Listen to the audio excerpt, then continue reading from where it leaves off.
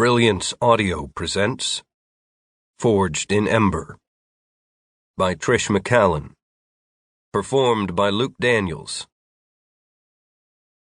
Up until 5 months ago, Amy Chastain had never hated anyone. She flinched as the needle pierced the inside of Benji's small arm, and her son's wail ripped through the exam room, ricocheting off the clinical white walls. The hatred burned hotter, darker, more violent. "It hurts," Benji sobbed, lifting brown eyes brimming with tears to her face. "You're almost done, baby. Almost done."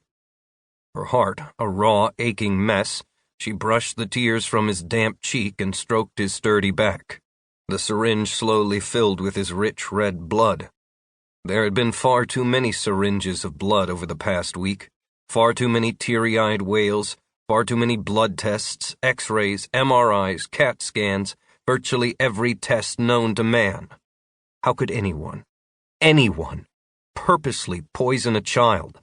He was only a baby, barely 7 years old.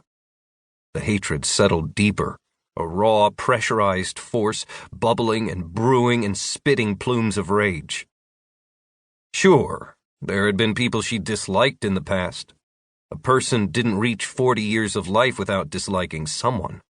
And when that person was a woman, fast-tracking her way to the top of the white-collar crime division in the good old boys club called the FBI, there had always been someone intent on sabotaging her career. Add in the constant rumors of sleeping her way to the top after she'd married John, who'd been special agent in charge of counterterrorism in Seattle's field office, and yeah, there had been plenty of individuals to dislike in her old life. But not hate. Hatred hadn't entered her life until the insanely rich Eric Mannheim and his cronies from the new ruling order had kidnapped her and the boys in order to force John to comply with their demands. Hatred hadn't become part of her biological makeup until those bastards had killed John when the hijacking of Flight 2077 had been circumvented, thanks to the intervention of Commander Mackenzie and the 3 SEALs who'd served beneath him. Hatred hadn't become a living, breathing dragon seething inside her until Eric Mannheim had detonated her children's lives in service to his dual gods of power and greed. He'd injected her children, for God's sake, filled them full of this damn biological tracker just so he could follow them back to Mac's safe house and blow the compound to hell and back.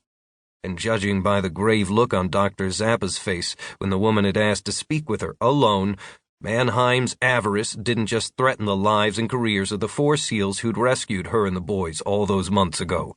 No, the bastards' mechanizations threatened Benji's and Brendan's lives now too. If ever a group of men deserved to be gutted and staked out on an anthill, it was Eric Mannheim and his buddies in the new ruling order. "There. See?" Amy dropped her voice to a soothing croon as the nurse smoothly slid the needle out of Benji's flesh and pressed a cotton ball to the injection site. Amy took over applying pressure through the cotton ball as the nurse turned to the stainless steel counter to tube and label the blood. She stroked her son's back again, a long, soothing glide up and down his spine. "We're all done." He hiccuped on the tail end of a sob and stared up at her, nutmeg eyes drowning in tears and suspicion. "Are they gonna poke me again?" "Nope. You're all done." For now, Amy fought for a reassuring smile. "Not only are we not gonna stick you again today, but also, look at this," the nurse said in far too chipper a voice. Benji stared at the bandage the nurse held out, his mouth dropping open in awe. "It's a dinosaur." "Not just any old dinosaur," the nurse told him in a conspiratorial whisper. "It's a T-Rex." "That's my favorite!" The clouds in Benji's eyes cleared and his voice climbed in excitement. "Is it?" the nurse asked, her eyes rounding in pseudo-astonishment. "How about that?"